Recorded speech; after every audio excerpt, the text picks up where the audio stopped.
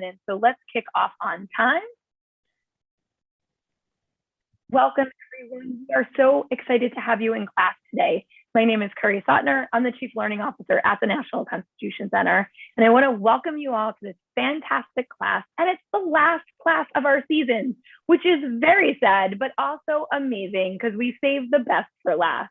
This class is the first time that we have ever done a class version of the Supreme Court in review.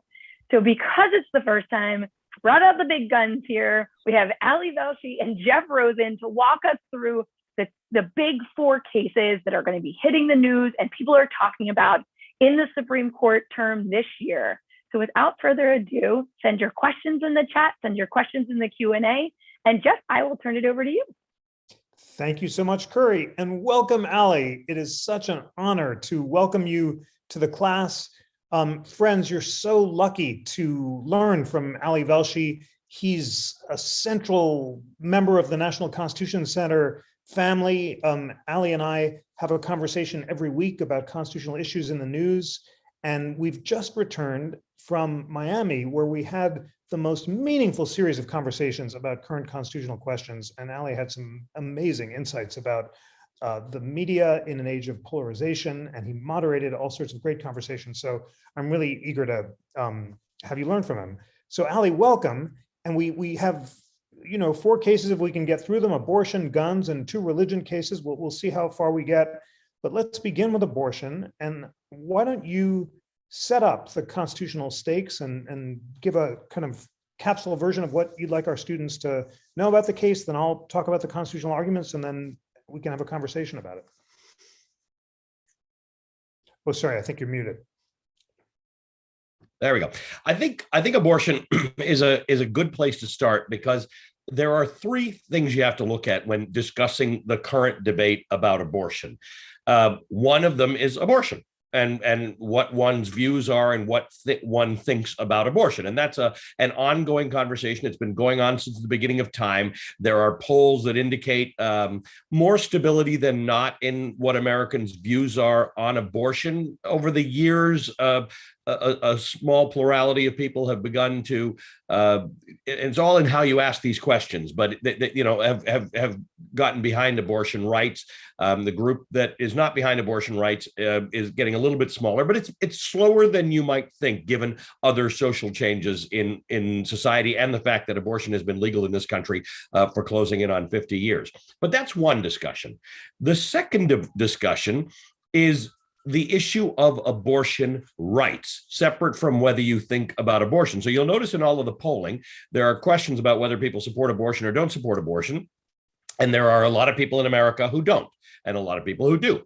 But when you talk about abortion rights, the way the question is often asked, and again, this is all in how you ask the question, but a lot of people ask, do you support the criminalization of abortion? And that means, would a woman and her doctor, and in the case of some of these states that are passing laws, people who help a woman get an abortion, including and up to people who drive them there and things like that, do you support them facing criminal charges?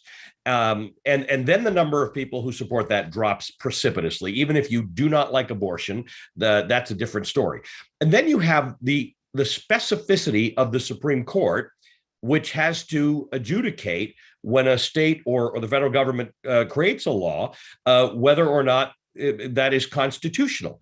And that's a third issue. And at the moment, it rests on a number of issues. Obviously, Roe v. Wade and other cases about abortion have a lot to do with privacy.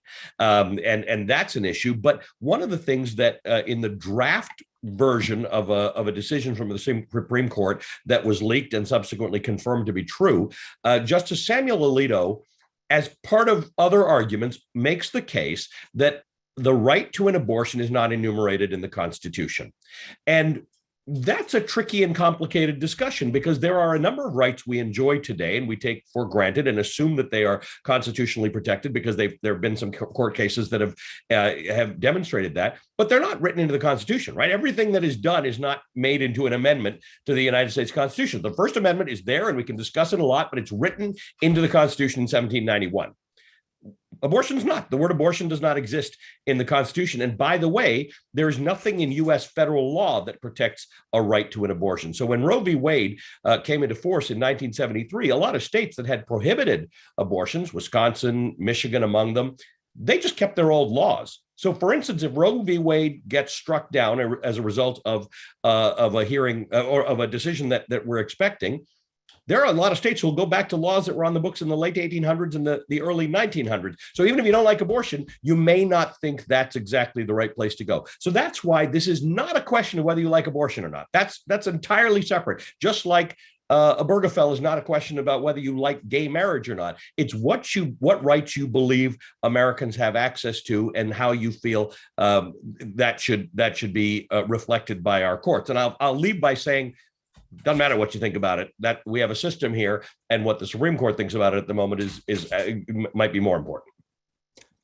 Wow, Ali, that was such a great answer. You teed up so well those three separate issues: the polling about abortion, the questions of abortion rights, including criminal charges, and then that third question about the constitutional arguments for and against a right to privacy. Let's dig in on that third question because our students want to understand the constitutional arguments on both sides. Justice Alito's draft opinion, as you say, notes that the right to an abortion is not enumerated in the Constitution, and says that when deciding whether or not liberties are protected by the 14th Amendment, which says no state shall deprive any person of liberty without due process of law, the court should look to history and tradition. It should basically see what states have done in the past, from the founding until today. It's not just a snapshot of what they thought at the time the Constitution was ratified, but a wide-angle lens of tradition. And Justice Alito says the history is complicated, but in his view, at the time of the founding, there was no clear right to an abortion. By the time the 14th Amendment was ratified in 1868, all the states restricted abortion, and many from the moment of conception. And by the time Roe v. Wade was decided in 1973, 30 states banned abortion from the moment of conception, although the states were liberalizing. The argument on the other side, and the dissenters will certainly make it if the draft opinion goes out, is that the history is more complicated. At the time of the founding, common law, which is the law that courts decide that's not written down in federal statutes or state statutes, basically did not criminalize abortion until what's called fetal quickening, the moment that the fetus begins to move, and that's around 16 weeks. So there's an argument that there actually is not a tradition of prosecuting early term abortions before fetal quickening from the founding until the 19th century. And then, as you said, by the 1970s, by the time Roe was decided, states were liberalizing their abortion laws. And many of those old 19th century laws that are going to leap back to life and criminalize abortion from the moment of conception arguably are not consistent with that tradition of protection for abortion before fetal quickening. Ali, I know that's complicated. It took me a while to get those arguments out, but have I accurately stated the historical arguments on both sides? And what do you think of them? Sorry, I think you're muted again. I apologize. I think you have, and one of the issues that we have to think about is you and I both love the Constitution and reading the Constitution, and it's not really a complicated document. It gives birth to a lot of very, very important discussions that have taken hundreds of years for us to interpret, and will be that way for a few hundred years. But that is important to understand, that when discussing rights-based issues, of which the Constitution and the Supreme Court deal with, you have to understand that these are complexities, right? We've got abortion is not one thing, abortion rights are not one thing. They are many, many different things. And are they about abortion? Are they about the protection of life, as some people argue? Is it about a woman's autonomy to make decisions about her own body? It's about all of these things, but what carries more weight under the law? And it is complicated because a lot of these laws, as you state, were written a really long time ago. And thinking about things evolves, and social positions evolve. But in this particular case, if Roe v. Wade is struck down, what you haven't seen is a whole lot of other laws. There are a lot of states that go back to laws that were written at a time when we did not think about a woman's right to have an abortion as something that was principally enshrined. And that's the problem we've got right now. You have a lot of people who say, I thought this was settled. In fact, that term, settled law, is used when they vet a potential justice for the Supreme Court. So that's where people they're not sure. They thought Roe v. Wade protects right to abortion. Casey versus Planned Parenthood had some adjustments to what you thought that right is. But basically, for more than 40 years, we've had what people have believed to be the right to an abortion. And when you peel away the first two layers of that onion, you realize it was never as clear as people think it is. It's all really, really complicated. Now, in your mind, it might be entirely clear. This is black and white. There's a right to an abortion, and if you take it away, that is exerting control over a woman's body, and then that is the beginning of the removal of certain rights that exist on a continuum of rights that some people think is the same discussion about gay rights, is the same discussion about civil rights, is the same discussion or similar discussion to voting rights. So it is highly politicized in that the people who are against a Supreme Court decision that would come down and strike down Roe v. Wade are making the argument that this is a slippery slope. This is the beginning of something that is going to eliminate a lot of other things that we all thought were rights that were established law. So that's a lot of the motivation right now in a lot of people and groups who are very, very worried about what this decision will mean for a broader range of rights. Some people say, don't think about it that way. Don't think about it as a broader range of rights. This one is actually crucial and important, but both of those are in the ether right now. You're so right about that, and it's so important to stress as you do that it's complicated, regardless of your political and moral views. There are constitutional arguments on both sides, and also that the question of whether all those other rights are at issue has to turn on two things you talked about. First, how you conceive of the underlying right, and whether you think abortion is different because of the presence of a fetus, and also whether you conceive of it as a right that's rooted in history or a broader right to, you use the word autonomy. And that's really crucial, because if abortion is based on an autonomy right, it was autonomy that was the basis for the gay marriage decision. And if this Supreme Court thinks you can't find an abstract right to autonomy in the Liberty Clause of the 14th Amendment, then those cases could be imperiled, as you say. If by contrast, you're just talking about the narrow abortion right, and Justice Alito says, well, there may not be a historically rooted right to an abortion, and the presence of a fetus makes abortion unique, but marriage is a right that is historically rooted, then you might come to a different conclusion about marriage. So much turns, as you say, about the level of abstraction on which you conceive of the underlying right. And then the second thing you said, which is so important, is the question of precedent. Is the decision settled law? And a big part of Justice Alito's decision, he comes up with a bunch of factors for whether the court should overturn previous decisions, including ones the court has recognized before. First, are there reliance interests? Have women structured their lives around this right? Second, are there changes in facts and law that would call the previous decision into question? Third, is the decision workable? But then he adds two other factors. He says, was the original decision egregiously wrong? And is its legal reasoning convincing? And the fear of critics of the decision is that he could be embracing something close to Justice Thomas's position, which is that any decision that's wrong should be overturned, and that the previous precedent should be given basically no weight, because the Constitution is what mattered, not previous precedents.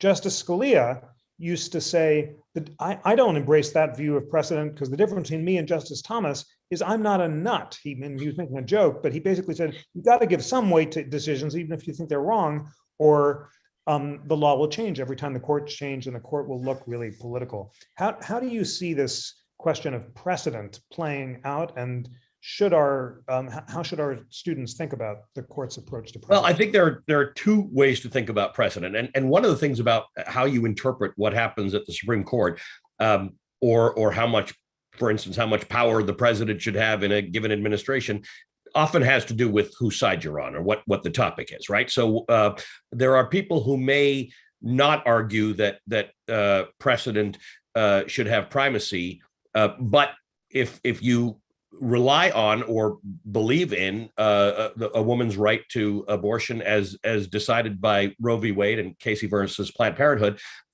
then you would like the precedent to be meaningful. So I again, I don't know as a rule what the average person feels about. If it's precedent, it must hold weight, because obviously we have had Supreme Court decisions over the years that today we would not agree with, or we would say don't seem right. The argument might be that they seemed more right at the time, but some people say they weren't even right at the time. So should we be reliant on that? And that, of course, speaks to the idea that was the original ruling that set that precedent fundamentally wrong. The problem with all of this is all important legal stuff. The problem with all of this is, if you don't trust that the conversation is being had in good faith, if you believe that that conversation at the level of the Supreme Court is politicized, and we're not naive, justices are people, but how much do you trust that they are putting their personal and political views aside to make the right decision for the country? Increasingly, the American public doesn't believe that of many of our institutions, but the Supreme Court has largely gotten away with being thought of as fair and an honest broker in this thing. Now we are having difficulty with that. There are a lot of people who don't think that's true. They think that their right to an abortion will go away, and they think it's got to do with politics on the Supreme Court. And that's a Supreme Court problem, but it's actually all of our problems, because you realize what happens when our faith in institutions erodes. We stop trusting them, we stop relying on them, we stop believing in them, and then who knows what order governs our society after that. You're so right to identify trust in institutions, and in the court in particular, as a central issue in this decision. And it's such a complicated question, Ali, because on the one hand, Justice Thomas just said last week, this leak has so undermined faith in the court as an institution, and we justices will always have to be looking over our shoulder. Justice Thomas's response is the way for the court to be trusted is to only follow the Constitution and not to take anything else into account. And he thinks that a leak like this would call that into question. Chief Justice Roberts has a different view. He says people will trust the court when they perceive that the justices are not acting like politicians. And the way to do that is to move slowly and to take account of previous decisions and to respect precedent and to care about questions like the court's perception of legitimacy, even if you might reach a different constitutional conclusion if there were nothing else on the books. So trying to figure out how to maintain that trust basically is really tough. And both sides are accusing the other of politicizing. Undermining that trust. Right. We know that trust in the court is deteriorating, but regardless of where you are, there's an argument to be made that the other side or the court is contributing a great deal to that deterioration in trust. Exactly. There's some great questions, including from Barry Beef, about the religious freedom arguments in the abortion case, which will indeed become relevant if the court overturns Roe.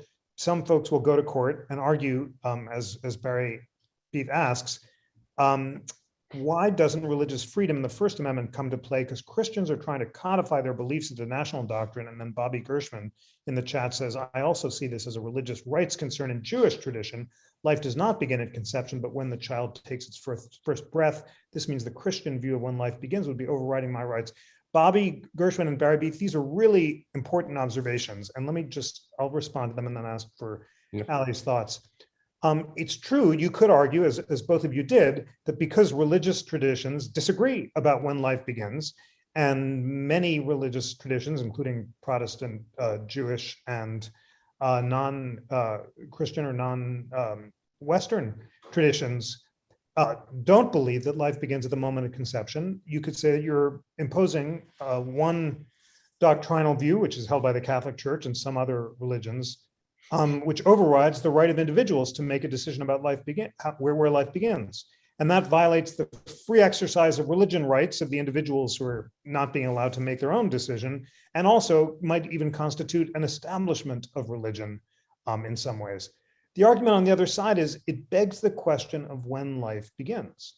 And what is a hard question to ask is, does the Constitution tell states when they can decide when life begins? And there's no easy answer to that question. You might say individuals have to be able to decide on their own up to a certain point. But how do you set that point? One way to do it is through history and tradition. And you could say, well, the common law allowed individuals to make that decision according to the dictates of their conscience until fetal quickening or until around 16 weeks. You can't decide forever when life begins, but maybe until a certain point. But there's nothing in the Constitution that clearly says that. You can look to history, but the history, and then we're back to the complicated historical arguments. And the final thing that makes the argument really tricky, Barry and Bobby, is that if states traditionally had broad authority to regulate what's called health, safety, and morals, and if you suddenly say, no, when it comes to moral decisions about when life begins, individuals have to be able to make that decision according to their own religious traditions, that would call into question any law that might be supported by some religions as a violation of the Establishment Clause. So are all murder laws unconstitutional because Catholic doctrine or Protestant doctrine or Jewish doctrine finds murder to be unconstitutional? In other words, it's difficult to translate your intuition, which seems exactly right to me as a descriptive matter, into a clear constitutional argument.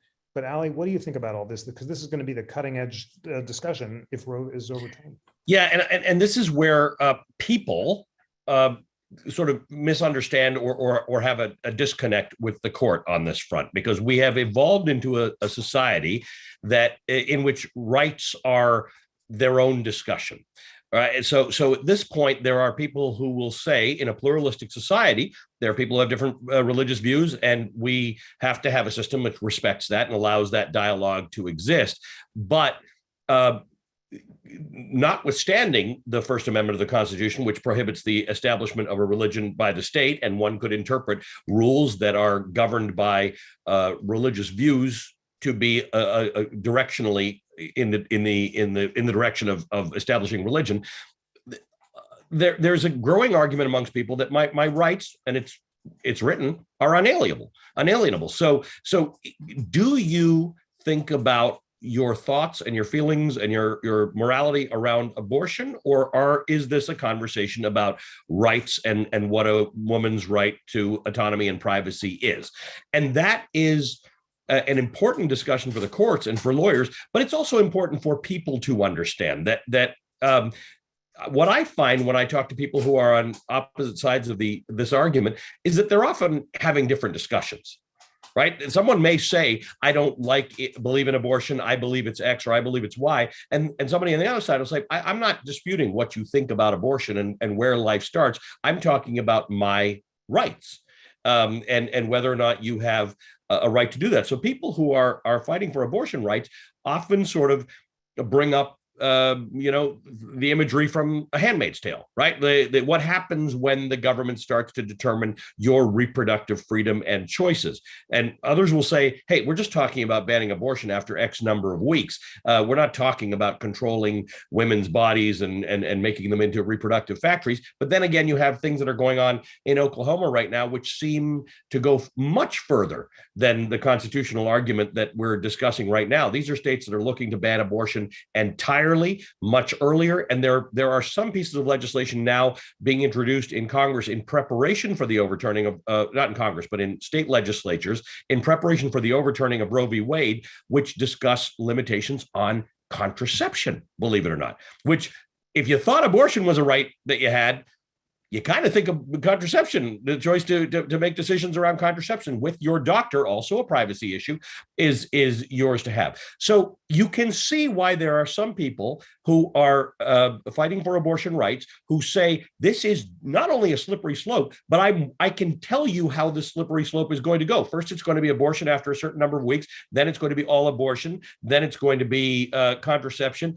And then tell me why I shouldn't believe it's going to be gay rights, and it's going to be voting rights, and it's going to be marrying people of a different race. So that's, one could argue that conversation can get carried away, but it does seem real and practical to a lot of people. To a lot of people, they're saying, I live this life, this reliance idea. I live my life on the basis that these choices can be made, either about abortion or whom I marry or whatever the case is.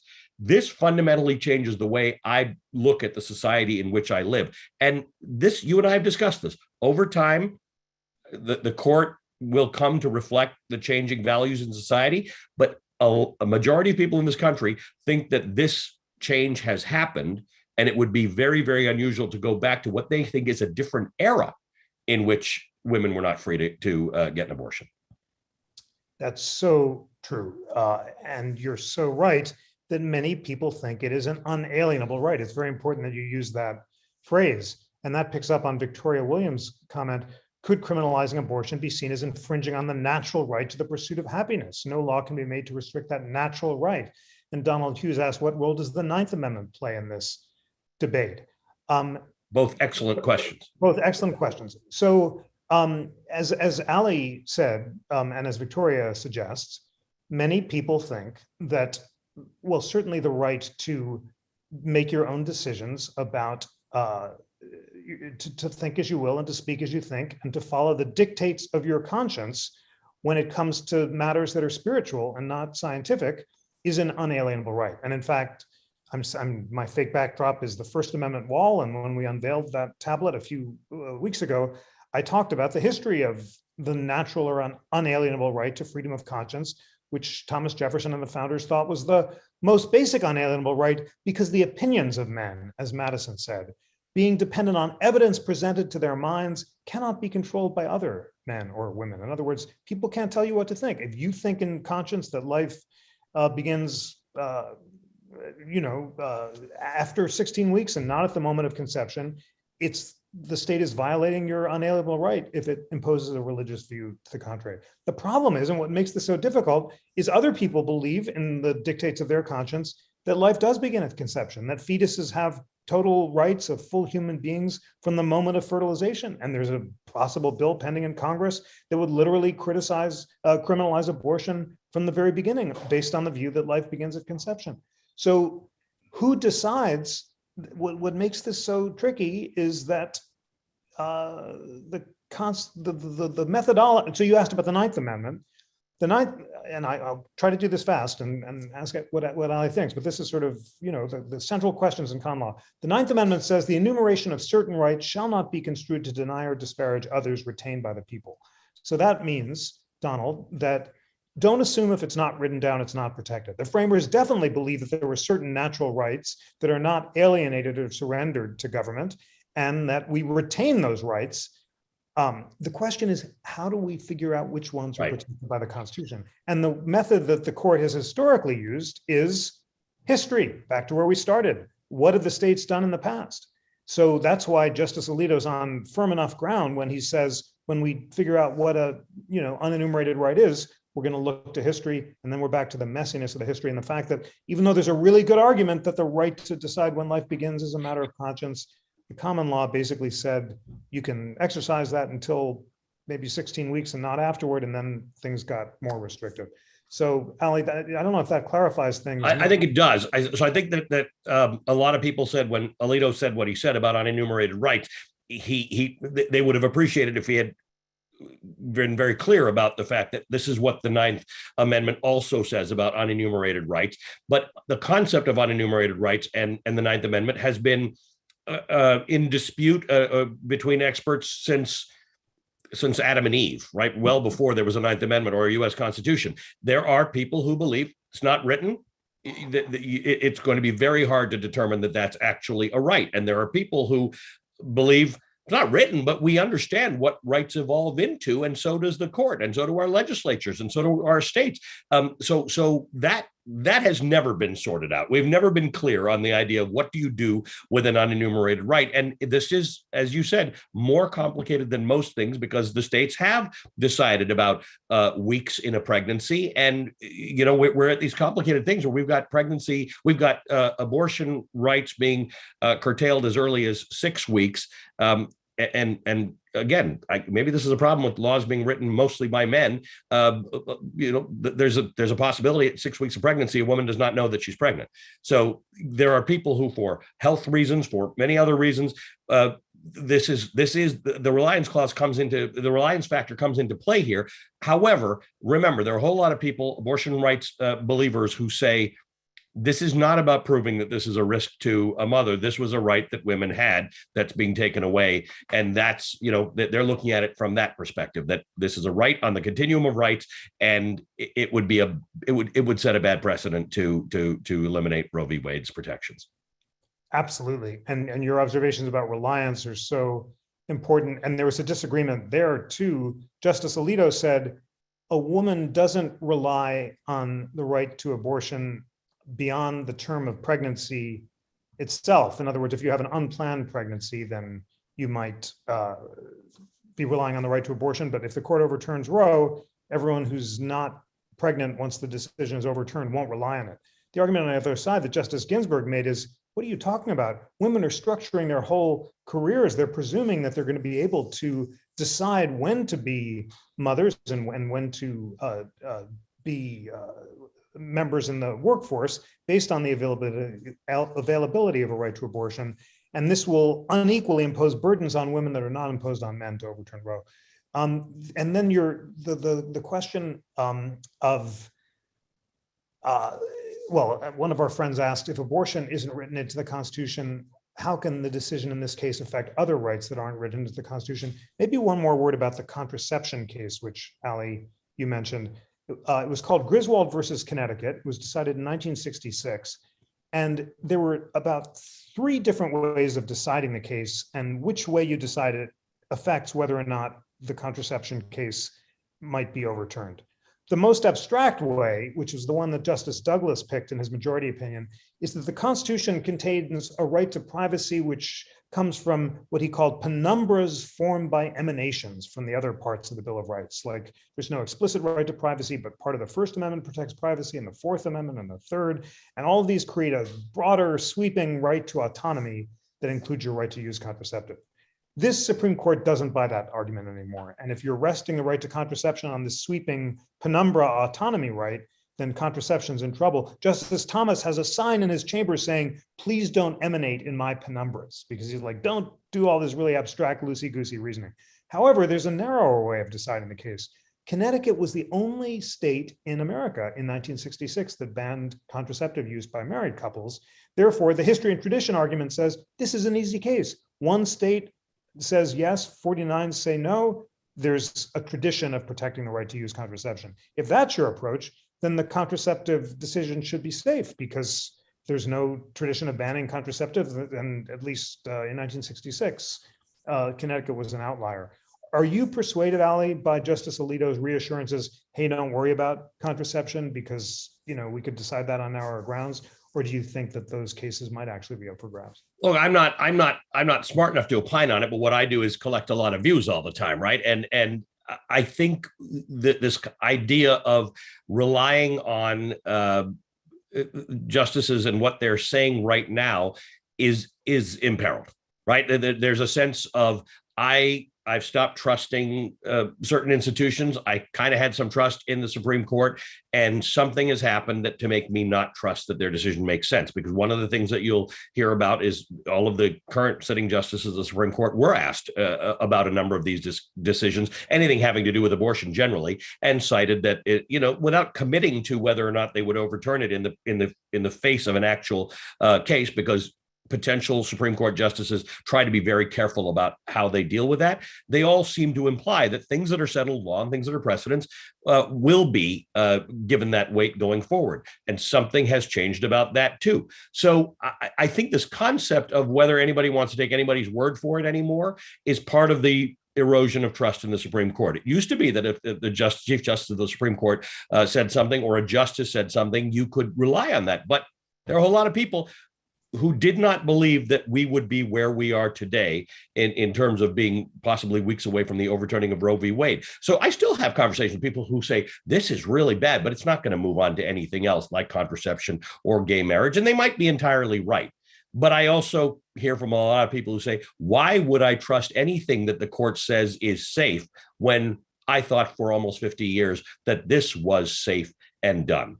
And so I don't know. I don't know the answer to that one, but the faith in the court, and you and I have talked about this before.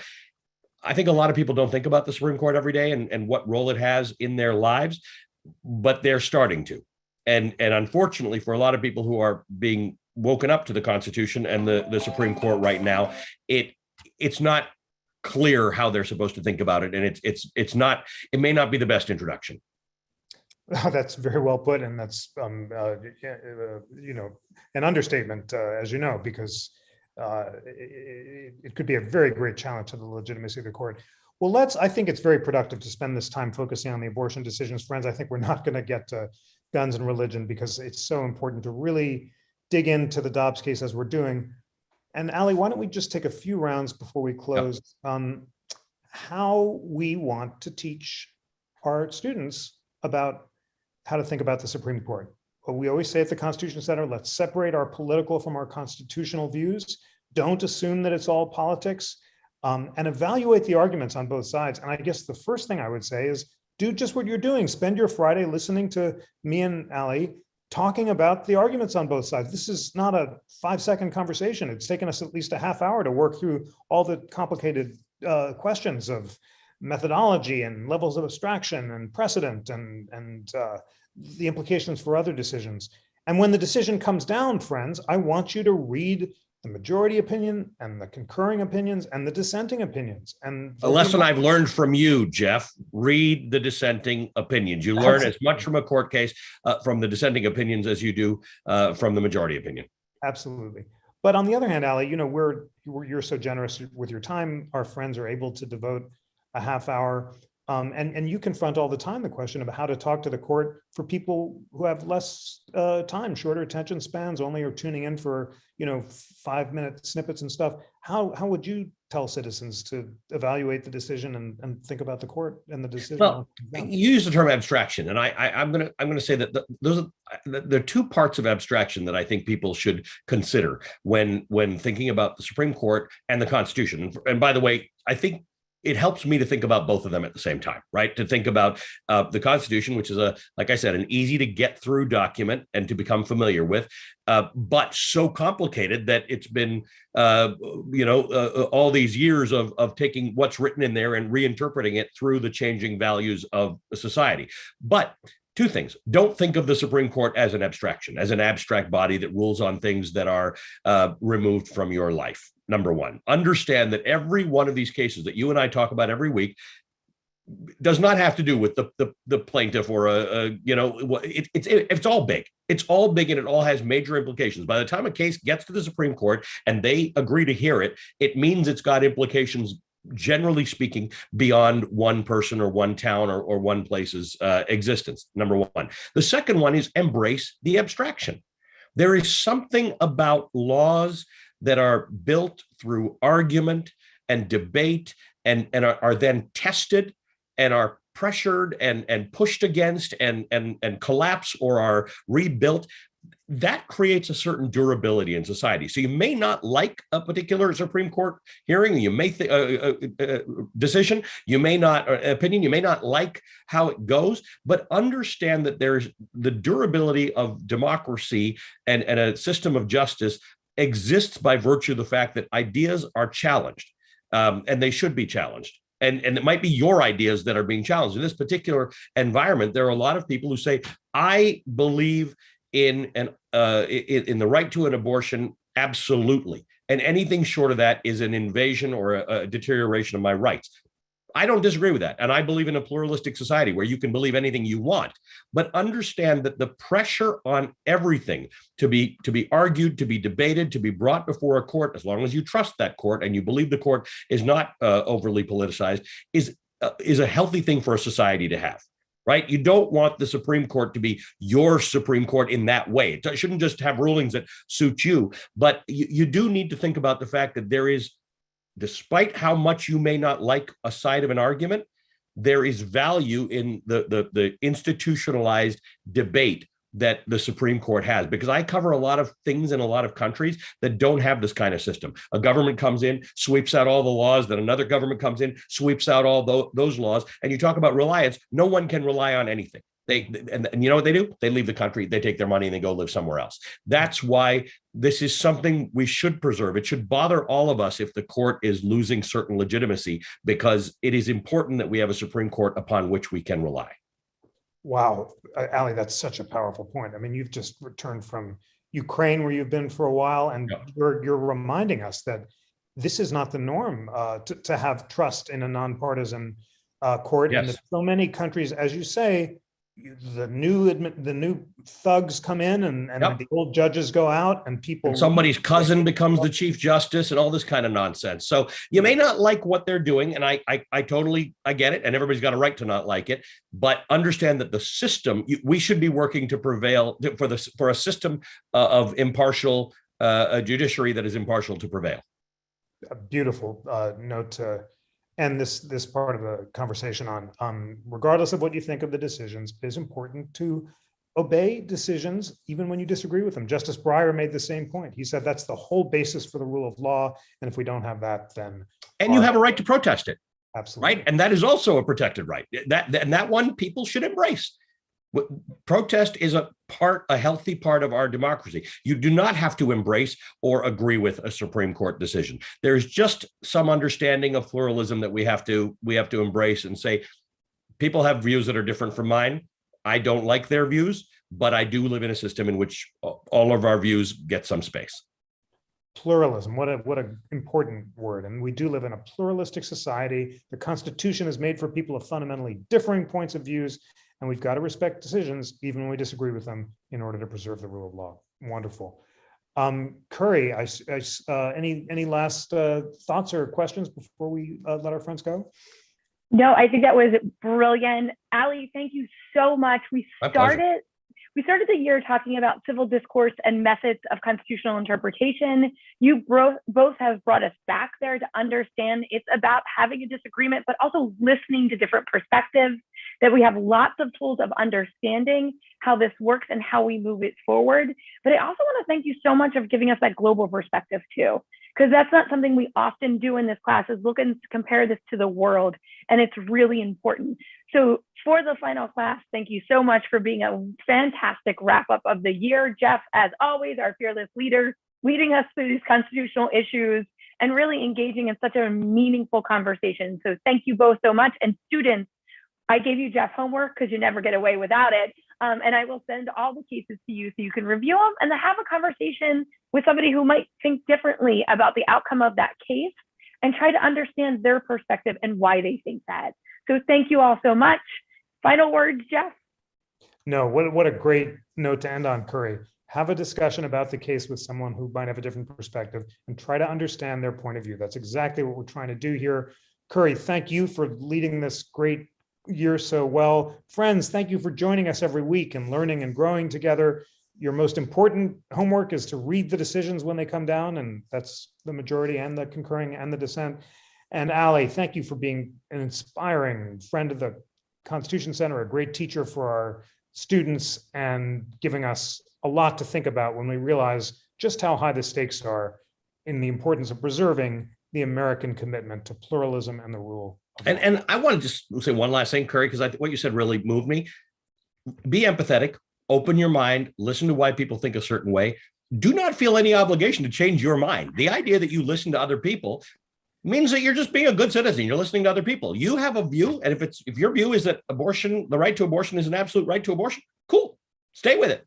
Go with it. Protest with it. I come out there and talk all the time. Every time there's a protest, I support that right. I don't think people need to have their minds changed. They just need to have their minds open. Just keep an open mind to the idea that other people have a view that may not be your view. And that's the beauty of the society in which we live. But you do not have to change your view as a result of engaging in conversation. You might, but you don't need to. And I think that is so important because people always think you're listening to change your mind. David French said it. He's like, you know what? It could be listening to make your argument better. And I was like, it was a great answer, but it's just to understand. Yeah. It's just about understanding. That's it doesn't mean a change. And I love that. Thank you for adding that too, Ali. Wonderful. Thanks to all, and huzzah to Curry, as everyone says in the class. Thank you, Very fun. Ali, Curry. Have a great weekend all. Bye-bye. Have a great one. Bye. Bye.